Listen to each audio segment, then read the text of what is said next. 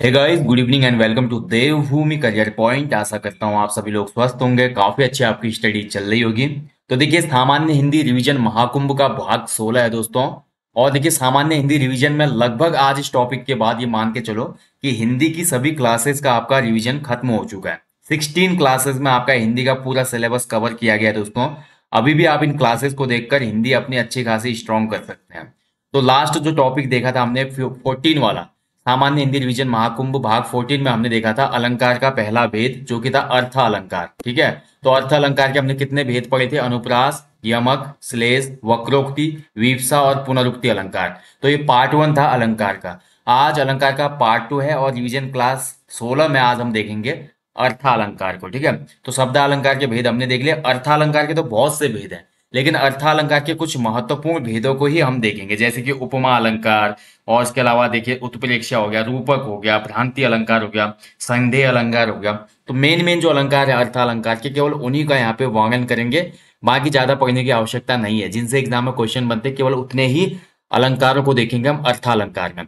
बाकी देखिए, 14वें भाग में आपको अर्थालंकार शब्दालंकार दिया गया दोस्तों। और 16 जो ये पार्ट है इसमें आपको अर्थालंकार मिलेगा। और इसके बीच में एक पार्ट मैंने कल दिया था आपको, जिसमें 15वें भाग में हमने देखा कुमाऊनी और गढ़वाली लोकोक्तियों वाला एक पूरा वीडियो था। ठीक है, कुमाऊनी और गढ़वाली लोकोक्तियां, अगर आपने नहीं देखा वो वीडियो तो हिंदी रिवीजन महाकुंभ का भाग 15 देख लो, समझ में आ जाएगा। ठीक है, तो चलिए शुरू करेंगे आज अर्थालंकार। तो अर्थालंकार की बात करें दोस्तों, शब्दालंकार में हमने पढ़ा जहां पर शब्द के माध्यम से काव्य में चमत्कार होता है तो वहां पे शब्दालंकार होता है। लेकिन अर्थालंकार में क्या हो जाता है दोस्तों? अर्थ के माध्यम से काव्य में चमत्कार होगा तो वहां पे होगा अर्थालंकार।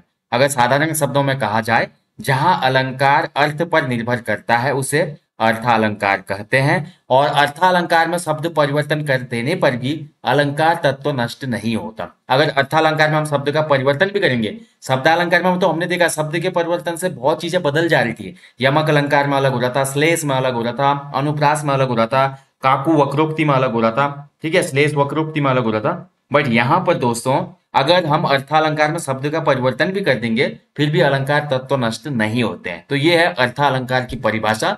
अर्थालंकार के कुछ प्रमुख भेद होते हैं दोस्तों, जिसमें पहला भेद हम देखेंगे उपमा अलंकार। तो उपमा अलंकार को अच्छे से समझेंगे तब समझ में आएगा। बहुत सिंपल तरीके से आज मैं समझाऊंगा आपको, देखिए, और आपको 100% समझ में आएगा। तो देखिए, उपमा अलंकार, उपमा का मतलब क्या होता है दोस्तों? जहां एक वस्तु या प्राणी की तुलना की जाती है, उसको कोई उपमा दी जाती है, किसी भी प्रसिद्ध वस्तु या प्राणी से की जाती है। यानी कि किसी भी वस्तु या प्राणी की तुलना अगर हम किसी प्रसिद्ध वस्तु या प्राणी से करें तो वहां पर हमेशा उपमा अलंकार होगा। एग्जाम्पल के तौर पे मैं लाइन लिखूंगा तब समझ में आएगा आपको। देखिए, तो लाइन में लिखता हूं, उपमा अलंकार का एक एग्जाम्पल लिखता हूं, तब आपको बहुत अच्छे से समझ में आएगा। चांद सा सुंदर मुख है, चांद सा सुंदर मुख है। ठीक है, तो ये भैया इन पंक्तियों में अगर अलंकार पूछता है तो आपका हो जाएगा इसमें उपमा अलंकार। चांद सा सुंदर मुख है, डेफिनेशन क्या बोले हम उपमा अलंकार की? जहां एक वस्तु या प्राणी की तुलना अत्यंत सादृश्य के कारण प्रसिद्ध वस्तु या प्राणी से की जाए। तो चांद सा सुंदर मुख है, यहाँ पर मुख की तुलना किससे की जा रही है? चांद या चंद्रमा से की जा रही है।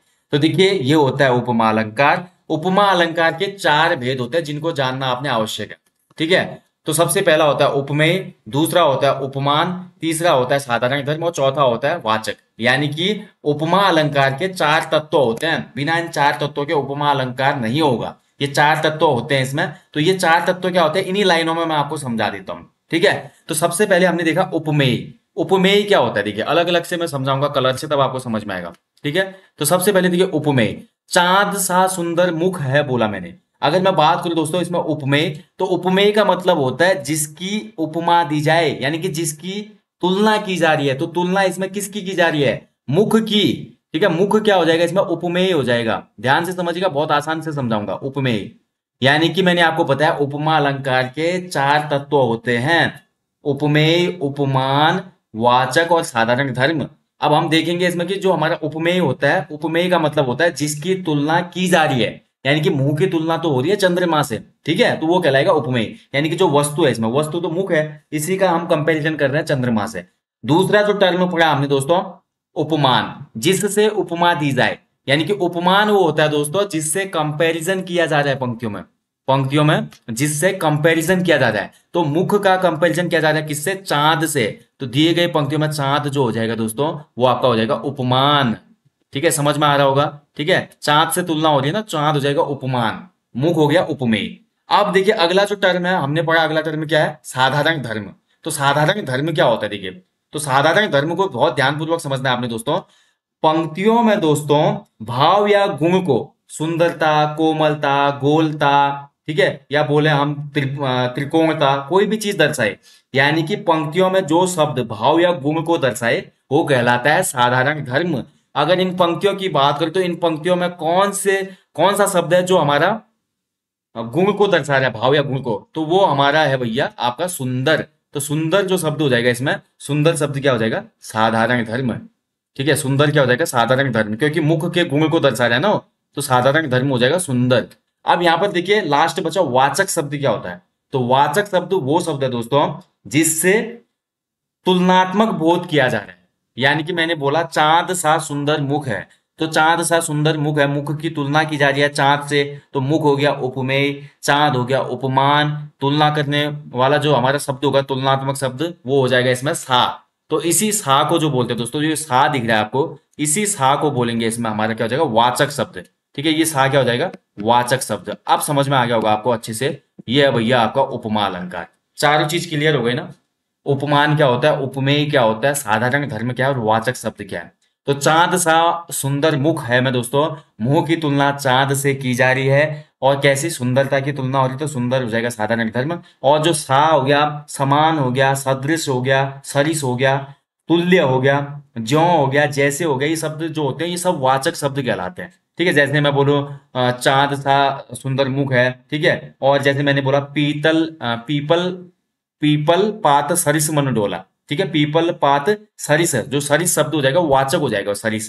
ठीक है, तो जो हमारे वाचक शब्द होते हैं समान, सम, सदृश, सरिस, तुल्य, सा, सी, ज्यो, जैसे आएंगे शब्द तो ये वाचक होंगे। और जो गुण या दोष दिखाएगा पंक्ति में वो साधारण धर्म होगा। ठीक है, और जिसकी तुलना की जा रही होगी दोस्तों वो हो जाएगा उपमेय, और जिससे तुलना की जा रही होगी वो हो जाएगा उपमान। तो आपको उपमा अलंकार समझ में आ गया होगा। ठीक है, अब इसके एग्जाम्पल देखते हैं तब समझ में आएगा अच्छे से। चलिए, तो ये हो गया उपमेय, उपमान, साधारण धर्म, वाचक शब्द सब समझ में आ गए। तो पहला एग्जाम्पल देखिए, पीपर पात सरिस मन डोला। ठीक है, तो पीपर पात सरिस मन डोला, तो इसमें क्या बोल रहा है देखिए, पीपल के पत्ते की तरह मन डोल रहा है, यानी कि अधीर हुआ है। ठीक है, तो देखिए इसको देख लेते हैं, पीपर पात सरिस मन डोला, मन जो है वो डोल रहा है किसकी तरह, पीपर के पात की तरह। तो मन क्या हो जाएगा इसमें, इस पंक्ति में मन हो जाएगा आपका उपमेय, किसकी बात की जा रही है, मन की। ठीक है, और उपमान हो जाएगा क्या, किसके पात की तरह, पीपर के पात की तरह, तो पीपर पात क्या हो जाएगा, उपमान, तुलना पीपर के पात से हो रही है ना।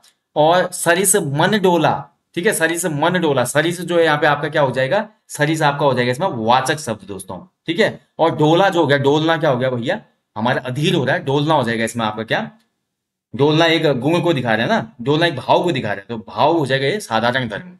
ठीक है, तो इन पंक्तियों में देखिए सब चीज क्लियर हो गया ना। पीपर पात सरिस मन डोला, तो पीपर हो गया उपमान, सरिस हो गया वाचक, मन हो गया उपमेय, और डोला हो गया साधारण धर्म। तो ऐसे आपको पहचानना है दोस्तों पंक्तियों में, जहां पर किसी चीज की, किसी भी वस्तु की या प्राणी की तुलना किसी और से की जाए, और जिसमें आपका वाचक शब्द भी हो, समान, सम, सदृश, तुल्य, साथ से, ज्यों और जैसे, तो आपको वहां पे लगा लेना है कि भैया ये 101% क्या है, उपमा अलंकार है। ठीक है, और अगला देखिए, अब दीप अब दीप सा मन जल चुका। ठीक है, जो मन है वो किसकी तरह जल चुका है, दीपक की तरह। ठीक है, अगला देखिए, मुख है सुंदर चंद्र सो, कोमल कमल समान। ठीक है, मुख जो है वो चंद्रमा की तरह सुंदर भी है, और कमल की तरह कोमल भी है। तो देखिए फिर से आ गया साधारण धर्म, इसमें देखिए आपका सुंदर भी है, दो शब्द साधारण धर्म में आ जाएंगे, सुंदर और कोमल। क्योंकि सुंदर क्या दिखा रहा है, आपका गुण दिखा रहा है, और कोमल क्या दिखा रहा है, भाव दिखा रहा है। ठीक है, गुण दिखा रहा है कोमल भी, तो सुंदर और कोमल दोनों गुण दिखा रहे हैं, तो ये दोनों हो गए इसमें साधारण धर्म। ठीक है, मुख है यानी कि मुंह की तुलना की जा रही है, तो मुख क्या हो जाएगा, उपमेय, किसका जैसा, चंद्र सो, तो चंद्र क्या हो जाएगा, उपमान, सो जो हो जाएगा इसमें वाचक शब्द हो जाएगा। ठीक है, और समान भी वाचक शब्द हो जाएगा, समझ गए ना। तो ये सब चीजें जहां पे होंगी इंक्लूडेड वो हो जाएगा हमारा क्या, उपमा अलंकार। ठीक है, चलिए आगे बढ़ते हैं। अगला एक एग्जाम्पल और इसका, नवल सुंदर श्याम शरीर की सजल नीरद सी कल कांति थी। ठीक है, तो नवल सुंदर श्याम शरीर की। तो इस उदाहरण का विश्लेषण देखा दोस्तों, तो इसमें कांति जो शब्द है वो उपमेय है। ठीक है, कांति मतलब बोलते हैं ना, कांति उसकी बिल्कुल कल कांति। और नीरज जो होता है इसमें उपमान होता है। और कल जो हो जाएगा इसमें साधारण धर्म होगा। सी जो है वाचक शब्द हो जाएगा। ठीक है, तो नवल सुंदर श्याम शरीर की, सजल नीरज सी कल कांति थी। ठीक है, मतलब जो नवल सुंदर श्याम शरीर की ना, जो नवल मतलब बोलते कि श्याम शरीर का जो नवल सुंदरता थी, वो सजल नीरद सी कल कांति थी। ठीक है, तो ये आपका यहाँ पे एक तुलनात्मक बोध किया गया है, और इसमें भी आपका हो जाएगा उपमा अलंकार। ठीक है, तो उपमा में समझ गए ना, सभी चीजें होंगी, उपमेय, उपमान, साधारण धर्म और वाचक। चलिए अब आगे बढ़ते हैं। अगला जो अलंकार है रूपक अलंकार है। रूपक अलंकार में क्या होता है भैया, जहां गुण की अत्यंत समानता के कारण उपमेय में उपमान का अभेद आरोपण हो, वहां रूपक अलंकार होता है। यानी कि रूपक अलंकार में दोस्तों आपका ज्यादा कुछ नहीं है। रूपक अलंकार में दोस्तों आपके एक तो ट्रिक है इसकी, वाचक जो शब्द होंगे ना, वाचक शब्द इसमें कम होंगे। वाचक शब्द जो मैंने आपको बताया अभी कि समान, सम, तुल्य, सासी, और जैसे कि बना सरिस। ठीक है, तो ये शब्द इसमें कम होंगे और रूपक अलंकार में। और दूसरा, रूपक अलंकार में ज्यादा आपको योजक चिन्ह दिखेंगे। योजक चिन्ह, योजक चिन्ह डैश होता है ना जो छोटा वाला, तो शब्दों के बीच में योजक चिन्ह ज्यादा होंगे। एग्जाम्पल देखेंगे तो आपको फिर दिखेगा। देखिए, मैया मैं तो चंद्र खिलौना ले हूं। ठीक है, तो मैया मैं तो चंद्र खिलौना ले हूं। यहाँ चंद्रमा जो उपमेय में दोस्तों खिलौने का आरोप होने का भेद लगाए जा रहे हैं। तो चंद्रमा, मैया मैं तो चंद्र खिलौना ले हूं।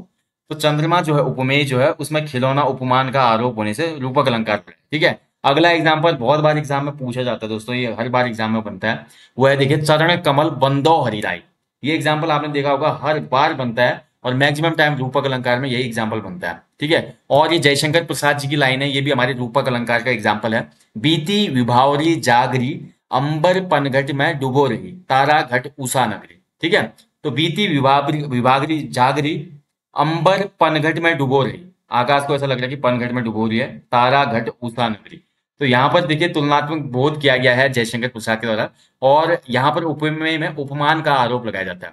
तो यानी कि सिंपली समझना, रूपक में क्या हो जाता है कि जो हमारा अत्यंत समानता होती है उसके कारण उपमेय में उपमान का भेद लगाया जाता है। ठीक है, उपमेय में उपमान का भेद लगाया जाता है। जैसे मैंने बोला कि चांद सा सुंदर मुख है, अब यहाँ पे उल्टा हो जाएगा। ठीक है, यहाँ पे उल्टा हो जाएगा, मुख चांद सा सुंदर है। ठीक है, मुख चांद सा सुंदर है, यहाँ पे ये हो जाएगा। देखिए, अभी तो हमने बोला देखिए किसी वस्तु या किसी प्राणी की तुलना की थी चांद से, मुख चांद, ऊपर हमने क्या बोला, चांद सा सुंदर मुख है। ठीक है, चांद उपमान था। अब यहाँ पे देखिए मुख चांद सा है। ठीक है, मुख चांद सा है हम बोलेंगे तो इसमें क्या हो जाएगा आपका रूपक, क्योंकि मुख जो है दोस्तों, मुख जो उपमेय था पहले वो बन गया उपमान। उपमान का भेद हो रहा है यहाँ पे। ठीक है, तो यहाँ पर उपमेय में उपमान का आरोप होने पे रूपक अलंकार होता है। रूपक अलंकार के एग्जाम्पल ये देख लो, दो तीन यही बनते हैं, मैया मैं तो चंद्र खिलौना ले हूं, चरण कमल बंदो हरिराई, विधि विभावरी जागरी, ये ज्यादातर बनते हैं रूपक में। ठीक है, इसके अलावा भी दोस्तों एक और बनता है इसमें, प्रिय पति मेरा प्राण प्यारा कहाँ है। ठीक है, प्रिय पति वह मेरा प्राण प्यारा कहाँ है, दुख जल निधि में डूबी का सहारा कहाँ है। तो ये लाइनों में भी दोस्तों आपका रूपक अलंकार है। ठीक है, ध्यान रखेंगे। और रूपक के देखा जाए तो दोस्तों जो हमारा रूपक अलंकार होता है ना, इसमें आपको योजक चिन्ह देखने को मिलेगा, लेकिन जरूरी नहीं है कि और अलंकारों में ना मिले, और अलंकारों में भी योजक चिन्ह हो सकता है। ठीक है, ऐसा नहीं है, बस एक ट्रिक है कि इसमें आप देखेंगे कि वाचक जो चिन्ह होंगे वो कम होंगे, वाचक शब्द, वाचक शब्दों की कमी होगी इसमें। चलिए अगला देखेंगे, अगला है देखिए उत्प्रेक्षा अलंकार। उत्प्रेक्षा में दोस्तों जहां समानता के कारण उपमेय में संभावना या कल्पना की जाए, तो समानता, सिमिलैरिटीज। ठीक है, ऊपर क्या था देखिए, रूपक में थोड़ा अलग था, गुण के अत्यंत समानता के कारण, जबकि इसमें क्या है उत्प्रेक्षा में समानता के कारण। ठीक है, तो उत्प्रेक्षा में क्या हो जाता है आपका देखिए समानता के कारण। और उत्प्रेक्षा को पकड़ने का सबसे अच्छा ट्रिक है, देखिए आपको उत्प्रेक्षा अलंकार के अगर लाइनों को पकड़ना है और पता चल जाए कि ये सच में उत्प्रेक्षा अलंकार है, तो उसमें आपको देखने को मिलेंगे मानो, मनु, मनहो, जानू, जनु, जन हो, ये शब्द पक्का मिलेंगे इन लाइनों में। ठीक है, उत्प्रेक्षा अलंकार की लाइंस में मानो, मनु, मनहु, जानो, जनु, जनहो आदि शब्द देखने को जरूर मिलेंगे। जैसे एग्जांपल के लिए देखिए, कहती हुई यों उत्तरा के नेत्र जल से भर गए, हिम के कणों से पूर्ण मानो हो पंकज नए। ठीक है, तो मानो, मैंने कहा नहीं मानो बन गया, देखिए कहती हुई यों उत्तरा के नेत्र जल से भर गए, हिम के कणों से पूर्ण मानो हो गए पंकज नए।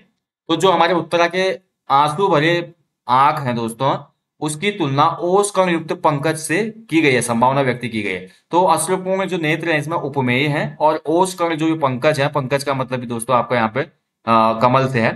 तो ओस कण होता है ना कमल के फूल में जो, तो उसका उपमान यहाँ पे संभावना व्यक्त की गई है। तो यहाँ पर हो जाएगा आपका दोस्तों क्या, उत्प्रेक्षा अलंकार। ठीक है, उत्प्रेक्षा अलंकार के और भी एग्जाम्पल है भैया। उत्प्रेक्षा अलंकार की एग्जाम्पल एक और आता है, जैसे कि सोहत ओढ़े पीत पट श्याम सलोने गात मनो नीलमणि शैल आतप पर्यो प्रभात। ठीक है, इसमें भी आपका क्या हो जाता है, उत्प्रेक्षा अलंकार होता है। और उत्प्रेक्षा अलंकार दोस्तों कभी भी क्वेश्चन बनेगा तो ध्यान रखना, आपको उत्प्रेक्षा अलंकार से ज्यादा इन शब्दों को याद रखना है। मानो मनु मनहो जानु जनु जनहो, ये शब्द पक्का लाइनों में आपको देखने को मिलेंगे। और जैसे ये शब्द कहीं पे भी आपको दिखता है तो मान लीजिए वहां पे आपका उत्प्रेक्षा अलंकार होगा। ठीक है, ज्यादा इसमें कंफ्यूज होने की कोई आवश्यकता नहीं है। चलिए आगे बढ़ेंगे। अगला जो अलंकार का प्रयोग है दोस्तों, अतिशयोक्ति अलंकार। अतिशयोक्ति सबसे पहले तो शुद्ध रूप ऐसा होता है, देख लो। तो अतिशयोक्ति अलंकार में क्या होता है दोस्तों, कि जहां पर उपमेय का वर्णन लोक सीमा से बढ़कर किया जाए वहां पर अतिशयोक्ति अलंकार होता है। यानी कि अतिशयोक्ति में सिंपली समझना आपने कि बड़ा चढ़ाकर, बहुत ज्यादा मतलब बड़ा चढ़ाकर हाइप बना देना एक, ठीक है, एक मतलब कल्पना युक्त हाइप बना देना, ये अतिशयोक्ति अलंकार का एग्जाम्पल परिभाषा है। एग्जाम्पल की बात करते हैं अतिशयोक्ति अलंकार की, तो आप देख लो, जैसे आगे नदियां पड़ी अपार घोड़ा कैसे उतरे पार, राणा ने सोचा इस पार तब तक चेतक था उस पार। यानी कि राणा प्रताप का जो घोड़ा था ना, बोला जाता है कि बहुत भयंकर था वो। ठीक है, राणा प्रताप के घोड़े का पड़ गया हवा से पाला था, बोलते हैं। चेतक इतना तेज था कि हवा में ही उड़ता था, मतलब इतने तेज दौड़ता था वो। तो यहाँ पे बोला जा रहा है कि आगे नदियां पड़ी अपार घोड़ा कैसे उतरे पार। आगे बहुत बड़ी नदी थी, घोड़ा पार कैसे जाएगा, महाराणा प्रताप यही सोच रहे थे, तब तक चेतक ने कर लिया राणा को पार। यानी कि चेतक ने उतनी चौड़ी नदी को पार कर दिया। तो यानी कि लाइनों को बड़ा चढ़ा के दिखाया गया है। तो जहां पर भी दोस्तों बड़ा चढ़ा के लाइनें होंगी तो वहां पर अतिशयोक्ति अलंकार होगा, यानी कि उपमेय का वर्णन लोक सीमा से बढ़कर किया जाएगा। ठीक है, यानी कि किसी विषय का वर्णन या बात को बड़ा चढ़ा कर कहा जाएगा, वहां पर अतिशयोक्ति अलंकार होगा। अगला एग्जाम्पल है, देखिए दोस्तों, अगला एग्जाम्पल है, देखिए, लहरें व्योम चूमती उठती। देखिए, लहरें व्योम चूमती उठता है। अब कवि बोलता है यहाँ पे कि जो लहरें हैं समुद्र की या नदियों की, वो व्योम चूमती, आकाश को चूमती हैं। तो ऐसा कभी पॉसिबल है? लेकिन कवि ने भैया काव्य को बहुत ज्यादा इंटरेस्टिंग बनाने के लिए ऐसी लाइनें रच दी। तो लहरें व्योम चूमती, ये भी अतिशयोक्ति अलंकार है। अगला देखिए, देख लो साकेत नगरी है यही, स्वर्ग से मिलने गगन में जा रही। तो देखिए कवि बोला कि देख लो साकेत नगरी है यही, स्वर्ग से मिलने गगन में है जा रही। तो स्वर्ग से मिलने गगन में जा सकता है कोई? ठीक है, कोई नगरी ऐसे जा सकती है? ये खाली कल्पना मात्र है और बड़ा चढ़ा के बात भूल गया। तो कल्पना मात्र, और जहां पे बड़ा चढ़ा के कवि ने बात की होगी वहां पे होगा अतिशयोक्ति अलंकार। ठीक है, चलिए अगले अलंकार की तरफ बढ़ते हैं। अगला जो अलंकार है वो है भ्रांतिमान अलंकार। तो भ्रांति का मतलब क्या होता है दोस्तों, डाउट। ठीक है, भ्रांति का मतलब हो जाता है डाउट। जहां गुण और धर्म के कारण दोस्तों, सादृश्य के कारण उपमेय को उपमान समझ लिया जाता है। ठीक है, जो उपमेय होता है दोस्तों, यानी कि जो वस्तु है, वस्तु को उपमान समझ लिया जाता है जिससे उसकी तुलना करनी है, या जो चीज थी, तो वहां पर हो जाता है आपका भ्रांतिमान। भ्रांतिमान का मतलब यह भ्रांति हो जाना, यानी कि डाउट हो जाना, कंफ्यूजन हो जाना।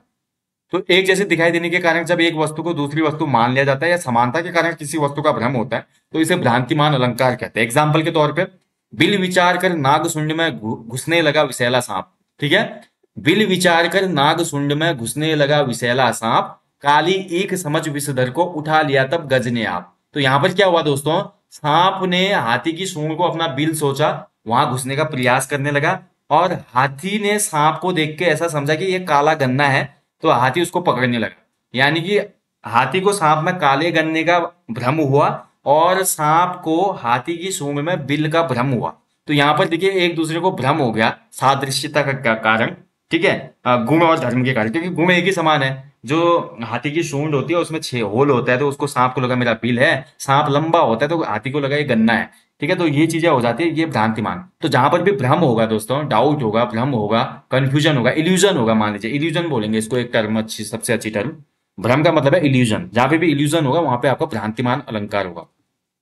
अगला एग्जाम्पल देख लो, फिरत गरन नूतन पथिक चले चकित चित भाग, फूल्यो देखी पलाश वन समूह समुझी दुआगी। ठीक है, तो मतलब कोई बंदा जंगल में घूमने गया था और चकित होके वहां से भाग गया। फूल्यो देख पलाश वन, पलाश का उसने फूल देखा। पलाश का जो फूल होता है बहुत लाल होता है, पलाश का जंगल, इसीलिए पलाश के फूल को जंगल की आग भी कहा जाता है। समूह समुझी दो आगी, उसने सोचा कि वन में आग लग गई, भयंकर विशाल आग। ठीक है, वो आधे रास्ते से ही भाग गया। यानी कि नीचे दिया हुआ देखिए, पलाश के फूल बहुत ही लाल होते हैं, उसी को देखकर कोई नया पथिक यह समझता है कि जंगल में आग लग गई है और वहां से भाग जाता है। यहाँ पर उसको वहम हो जाता है। पलाश का जब फूल पूरा पेड़ लाल हो जाता है ना दोस्तों, दूर से ऐसा ही लगता है कि जैसे आग लगी हो, इसीलिए पलाश के फूल को जंगल की आग भी कहा जाता है। ठीक है, तो ये है भैया भ्रांतिमान अलंकार। ठीक है, भ्रांतिमान में होगा इल्यूजन। ठीक है, इल्यूजन, इसमें डाउट नहीं बोलेंगे हम, डाउट कंफ्यूजन नहीं बोलेंगे, ये होगा केवल इल्यूजन, इल्यूजन हो जाता है इसमें, भ्रम। अगला जो है संदेह अलंकार, ये है डाउट वाला। ठीक है, तो भ्रांतिमान अलंकार और संदेह अलंकार में थोड़ा भेद होता है। संदेह अलंकार में दोस्तों कंफ्यूजन या डाउट होगा, यहाँ पे होगा कंफ्यूजन एंड डाउट, ऊपर वाले में इल्यूजन होगा। तो संदेह जैसा नाम से ही पता चल रहा है, जहां पर समानता के कारण उपमेय में उपमान का संशयात्मक ज्ञान उत्पन्न हो जाए दोस्तों, वहां पर संदेह अलंकार होता है।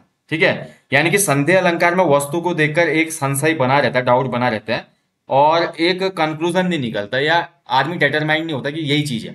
ठीक है, तो सिंपली आपको समझना है, ये है संदेह अलंकार। ठीक है, जैसे एग्जाम्पल के तौर पे देखिए, ये है सरस ओस की बूंदे या है मंजुल मोती। ठीक है, तो यहां पर बोला गया देखिए, ये है सरस ओस की बूंदे या है मंजुल मोती। कवि बोल रहा है भाई यार ये सरस ओस की बूंदे हैं या ये मंजुल मोती है। ठीक है, या सुंदर मोती है, तो पता नहीं चला मोती है या ओस की बूंदे हैं। तो एक कंफ्यूजन, एक डाउट क्लियर हो गया, तो यहाँ पे हो जाएगा संदेह अलंकार। ठीक है, अगला एग्जाम्पल बहुत फेमस है इसका, सारी बीच नारी है कि नारी बीच सारी है। ठीक है, सारी बीच नारी है कि नारी बीच सारी है, सारी ही की नारी है कि नारी की ही सारी है। तो यहाँ पर देखिए भैया पागल हो गए सब लोग, सभा बैठी हुई थी, दशानंद बोल रहा हूँ दोस्तों, दुशासन जो था वो चीर हरण कर रहा था द्रौपदी का, और पूरा वहां पे पागल हो गए सभी लोग। जो चीर था खत्म ही नहीं होता था, चीर खत्म ही नहीं होता था। भगवान की लीला ऐसी चली थी श्री कृष्ण भगवान की कि द्रौपदी का चीर हरण हो ही नहीं पाया, पांडव जुए में हार गए थे द्रौपदी को। ठीक है, तो दुशासन खींचते जाए भाई, दुशासन थक गया, और थक के उसने बोला भैया कि सारी बीच नारी है कि नारी बीच सारी है, सारी ही की नारी है कि नारी ही की सारी है, और थक गया, वो छोड़ दिया उसने। ठीक है, तो इसका मतलब दोस्तों उसको डाउट हो गया, कंफ्यूजन हो गया। तो द्रौपदी के चीर को देखे दुशासन के मन में भी ये संशय उत्पन्न हो जाता है कि साड़ी के बीच में द्रौपदी है या नारी के बीच ही साड़ी है। ठीक है, कि साड़ी नारी की बनी हुई है, नारी साड़ी से निर्मित है, तो ये कंफ्यूजन क्रिएट हो गया। तो कंफ्यूजन जहां पे भी होगा दोस्तों, वहां पे होगा संदेह अलंकार। ठीक है, चलिए आगे बढ़ेंगे अगले अलंकार की तरफ। अगला अलंकार भी वेरी इंपॉर्टेंट है। अगला अलंकार है आपका विभावना अलंकार। ठीक है, विभावना अलंकार दोस्तों जो होता है, यहां बिना कारण के काम होना पाया जाता है। तो विभावना अलंकार में बिना कारण के काम होना पाया जाता है, यानी कि कोई रीजन नहीं है लेकिन काम फिर भी हो रहा है। जैसे बिनु पद चले सुने बिनु काना, कर बिनु कर्म करे विधि नाना, आनन रहित सकल रस भोगी, बिनु बानी बक्ता उग जोगी। बिनु पद चले सुने बिनु काना, बिना पद के चलते, बिना पैर के चले और बिना कान के सुने। कर बिनु कर्म करे विधि नाना, बिना कोई काम करे कई विधियां, नाना मतलब अनेक प्रकार की विधियां कर ले। तो ऐसा देखिए यहाँ पर बिना किसी कारण के काम होना पाया जा रहा है इसमें। ठीक है, देखिए पैर के कारण अभाव में चलना है, हाथ के कारण अभाव में काम करना है, मुख के कारण अभाव में रस भोग करना है। तो ये विभावना अलंकार के एग्जाम्पल है दोस्तों। ठीक है, यहाँ पर देखिए बिना ही कारण के काम होना पाया जा रहा है। और इसका दोस्तों विभावना अलंकार का जस्ट उल्टा एक अलंकार होता है अर्थ अलंकार में, जिसको हम जानते हैं विशेषोक्ति अलंकार के नाम से। ठीक है, कभी बन सकता है कि विभावना अलंकार का विपरीत कौन सा अलंकार होता है, तो ये होता है विशेषोक्ति अलंकार। ठीक है, ये विभावना अलंकार का उल्टा होता है, जस्ट विशेषोक्ति अलंकार। ठीक है, अब देखिए यहां पर क्या बोला मैंने, जहां बिना कारण के काम होना पाया जाता है वहां पे तो विभावना अलंकार होता है, लेकिन विशेषोक्ति अलंकार में क्या होता है दोस्तों कि यहां पर दोस्तों काम, यहां पर जस्ट इसका उल्टा हो जाता है कि मतलब कारण होते हुए भी काम नहीं होता है।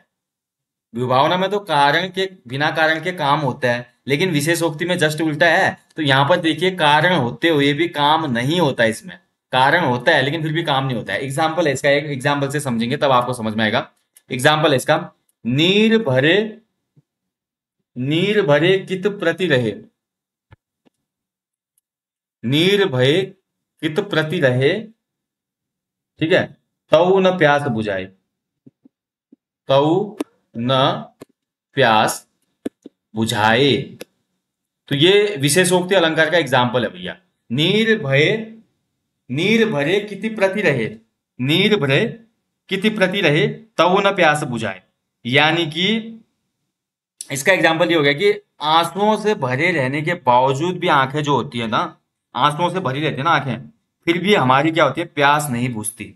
आंसुओं से भरे रहने के बावजूद भी मनुष्य की प्यास नहीं बुझती। यानी कि यहाँ पे क्या हो रहा है दोस्तों, आपका देखिए कार्य हो रहा है, लेकिन मतलब कारण है लेकिन कार्य नहीं हो रहा है, ठीक है। कारण है लेकिन कार्य नहीं हो रहा है। और विभावना में दोस्तों कारण के बिना ही काम होना पाया जाता है। तो यही अंतर है दोनों में। विशेषोक्ति अलंकार, अब सिंपली क्वेश्चन ये बन सकता है कि कौन सा अलंकार आपका विभावना का विपरीत होता है, विलोम होता है। तो आपको याद रखना, विशेषोक्ति अलंकार विभावना अलंकार का विलोम होता है, ठीक है। बस यही समझाना चाहता मैं। चलिए, तो अगला एग्जाम्पल देखिए, विभावना अलंकार का एक और एग्जाम्पल है। राजभवन को छोड़ कृष्ण थे चले गए, तेज चमकता था उनका फिर भी भास्वर। ठीक है, यहाँ पर देखिए श्री कृष्ण जी कारण रूप के राजभवन को छोड़ के चले गए, लेकिन उनके भास्वर तेज के चमकते रहने का वर्णन किया गया, यानी कि बिना कारण के काम होते हुए पाया गया है यहाँ पे। ठीक है, तो जहां पर भी बिना कारण के काम होते हुए पाया जाएगा वहां पर होगा आपका विभावना अलंकार। ठीक है, अच्छे से समझिएगा दोस्तों, ज्यादा कठिन नहीं है। देखिए अर्थालंकार में अगर आप थोड़ा समझ गए तो आराम से आप निकाल सकते हैं, कोई भी आपको दिक्कत नहीं होगी इसमें। ठीक है, नेक्स्ट है जो प्रतीप अलंकार।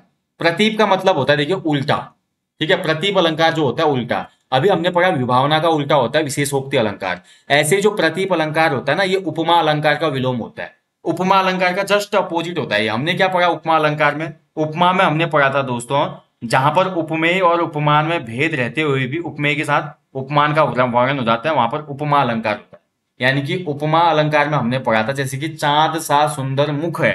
ठीक है, किसका जैसा है, चांद सा सुंदर मुख है।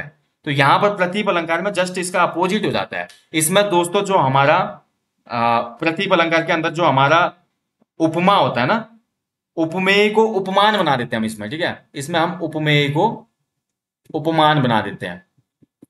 एग्जाम्पल के तौर पे समझिए, देखिए मैं इसका एग्जाम्पल दूंगा तब समझ में आएगा। उपमेय को उपमान कैसे बनाया, जैसे हमने पहली पंक्ति पढ़ी उपमा अलंकार में कि चांद सा सुंदर, चांद सा सुंदर मुख है। ठीक है, चांद सा सुंदर मुख है पढ़ा ना हमने। तो चांद सा सुंदर मुख है, तो चांद उसमें क्या था, उपमान था, और मुख क्या था इसमें, उपमेय था। ठीक है, अब यहां पर क्या होता है, जस्ट इसका उल्टा हो जाता है यहाँ पे। वो जस्ट उल्टा का मतलब उपमेय को अब उपमान बना दिया जाता है। तो अब मुख, मुख जो है, मुख सा सुंदर चांद है बोलेंगे हम, जस्ट इसका उल्टा कर देंगे हम, मुख सा सुंदर चांद है। यानी कि अब चांद का कंपेरिजन मुख से किया जा रहा है। यानी कि कुल मिला के क्या हो जा रहा है इसमें कि आपका उपमेय को उपमान बना दिया जा रहा है। ठीक है, तो ये है भैया प्रतीप अलंकार। उस तपस्वी से लंबे थे देवदार दो चार खड़े। ठीक है, यानी कि उस तपस्वी से लंबे थे देवदार दो चार खड़े, यानी कि तपस्वी की तुलना से लंबे कर दिए पेड़ हमने यहाँ पे। और दूसरा एग्जाम्पल है चंद्रमा मुख के समान श्रेष्ठ है। तो चंद्रमा जो है भैया, चंद्रमा जो खुद अपने आप में क्या था, एक उपमान था, उसको अब हमने उपमेय बना दिया। किसके समान श्रेष्ठ है, मुख के समान। तो मुख क्या बन गया इसमें, मुख हमारा अब बन गया इसमें उपमान, और चंद्रमा क्या बन गया, उपमेय। ठीक है, तो जहां पर देखिए क्या हो जाता है, मैंने फिर बोला, जहां पर उपमेय को हम उपमान बना देते हैं तो वहीं पे होता है आपका प्रतीप अलंकार। ठीक है, समझ गए होंगे आशा करता हूं। चलिए आगे बढ़ेंगे, अगला अलंकार देखते हैं। अगला अलंकार है उदाहरण अलंकार। तो उदाहरण अलंकार से भी क्वेश्चन बनता है, जहां किसी बात को ज्यों का त्यों बताया जाता है वो एग्जाम्पल अलंकार होता है। यानी कि ऐसा अलंकार दोस्तों जहां बात को ज्यों का त्यों बताया जाता है, जैसे कि बूंद आघात सहे गिरी कैसे, खल के वचन संत सहे जैसे। तो देखिए बूंद आघात यानी कि जो बूंद के आघात पर्वत सहते हैं जैसे, उसी प्रकार से दुष्टों के वचन को संत लोग सह जाते हैं। ठीक है, तो नीचे ये एक्सप्लेनेशन भी दिया हुआ है देखिए, अर्थात वर्षा की बूंद के आघात को पर्वत उसी प्रकार से सहते हैं जिस प्रकार संत पुरुष दुष्ट के वचनों को सहन लेते हैं। तो उदाहरण अलंकार में ये होता है कि बात ज्यों की त्यों होती है, इसमें किसी भी प्रकार का कंपैरिजन, किसी भी प्रकार का आपको यहाँ पे तुलनात्मक बोध नहीं दिखेगा, सेम टू सेम लाइनें होंगी दोस्तों, और ज्यादा कुछ नहीं होगा इसमें। ठीक है, ये होगा हमारा उदाहरण अलंकार। तो लगभग लगभग हमारे जो अलंकार है दोस्तों वो पूरे हो गए हैं। अर्थालंकार में लगभग यही अलंकार है जो एग्जाम में क्वेश्चन बनते हैं। बस एक दो अलंकार और है जो मैं आपको थोड़ा संक्षिप्त में बता देता हूँ। एक होता है मानवीकरण अलंकार। ठीक है, मानवीकरण अलंकार। तो मानवीकरण अलंकार दोस्तों इसका एग्जाम्पल क्या है, मानवीकरण, जहां पर पदार्थों वस्तुओं और प्रकृति को मानवीय व्यवहार करते हुए दर्शाया जाए वहां पे मानवीकरण अलंकार होता है। यानी कि जो हमारी जड़ होते हैं, पेड़ होते हैं, पदार्थ, वस्तु, तो इनको मानवीय व्यवहार करते हुए जहां पे भी हम दिखाएंगे तो वहां पे मानवीकरण अलंकार होगा। ठीक है, तो एग्जाम्पल के लिए देखिए, फूल हंसे कलियां मुस्काई। अगर मैं एक पंक्ति बोलूं, फूल हंसे कलियां मुस्काई, फूल हंसे कलियां मुस्काई। अब ऐसा होता है कभी, बताओ आप। ठीक है, फूल हंसे कलियां मुस्काए, यानी कि फूल जो है दोस्तों आपका एक पौधा है, कलियां भी उसी से संबंधित है, और उसकी तुलना हम क्या कर रहे हैं, मानवीय व्यवहार से कर रहे हैं। फूल हंसे और कलियां मुस्काए, ठीक है। तो यहाँ पर हमेशा होगा मानवीकरण अलंकार। इसका एग्जाम्पल और है दोस्तों जो कि एग्जाम में बनता है, जैसे कि हाँ, दिवसावसान का समय, मेघमय आसमान से उतर रही, संध्या सुंदर परी सी धीरे धीरे। ठीक है, तो दिवसावसान का समय यानी कि दिन ढलने का समय है दोस्तों। मेघमय आसमान से उतर रही मतलब बादलों के भरे आसमान से उतर रही है, संध्या सुंदर परी सी। तो शाम जो आ रही है सुंदर, एक अप्सरा जैसी शाम आ रही है। तो क्या शाम अप्सरा जैसी होती है? यानी कि हमने एक मानवीय व्यवहार से तुलना की उसकी, ठीक है, लेकिन वो वास्तविकता नहीं है। तो जो हमारा मानवीयकरण अलंकार होता है, मानवीयकरण अलंकार की यही विशेषता है, जब पदार्थों, वस्तुओं और प्रकृति को मानवीय व्यवहार करते हुए प्रकट किया जाए तो वहां पर मानवीकरण अलंकार होता है। ठीक है, तो ये क्लियर हो गया। बाकी यार लगभग मैं बता ही चुका हूं दोस्तों, लगभग इतने अलंकार आपके बनते हैं।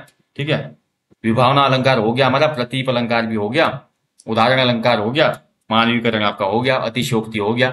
तो अर्थालंकार में तो वैसे बहुत भेद हैं। अर्थालंकार अगर हम पढ़ेंगे तो वो खत्म ही नहीं होंगे, इतने हैं। लेकिन एग्जाम में जितने अलंकारों से क्वेश्चन बनते हैं उतने ही पढ़ाऊंगा मैं, ठीक है। उससे ज्यादा पढ़ाऊंगा तो खाली आपके लिए भी याद करना मुश्किल हो जाएगा, इसीलिए मैंने यहाँ पे ज्यादा नहीं रखे। जितने अलंकार से क्वेश्चन बनते हैं वही हमने यहाँ पे प्रस्तुत किए गए। ठीक है, चलिए, तो आशा करता हूँ जो अर्थालंकार था वो भी अच्छे से आपके समझ में आ गया होगा दोस्तों। और सामान्य हिंदी रिवीजन महाकुंभ दोस्तों अब लगभग समाप्ति की ओर है, बस समाप्ति मान लो अब इसको। और लगभग 16 वीडियो में दोस्तों हमने हिंदी महाकुंभ को समाप्त किया। और इसमें एक महत्वपूर्ण टॉपिक भी हमने इंक्लूड किया दोस्तों, फ्रेश टॉपिक था जो 15वां भाग सामान्य हिंदी रिवीजन महाकुंभ का 15th पार्ट जो है, कुमाऊनी और गढ़वाली लोकोक्तियां, इसमें हमने आपको दी। ठीक है, तो कुमाऊनी और गढ़वाली लोकोक्तियां अगर आपको देखनी होगी तो देख लेना, 15वें भाग में पूरी दी है मैंने, अच्छे से समझाया भी है।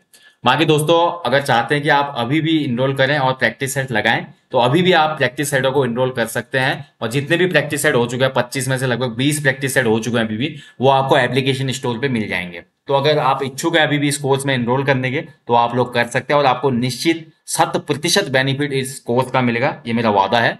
बाकी दोस्तों जल्दी मिलेंगे नेक्स्ट टॉपिक में, तब तक आप लोग अच्छे से स्टडी करें और अपना ध्यान भी रखें। बाकी यार आपको मेहनत पसंद आती है, वीडियो अच्छी लगी तो लाइक करना, शेयर करना, सब्सक्राइब करना ना भूलें।